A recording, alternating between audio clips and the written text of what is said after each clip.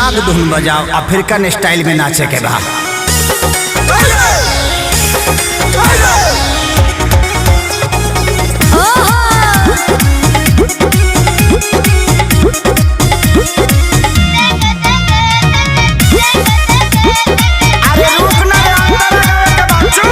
भौजी रूगल बेचा आरे लीची ले लो, देखे के पागल बाजार भइल बा हो, जवार भइल बा, गाछी के फल फलादार भइल बा हो, तो यार भइल बा।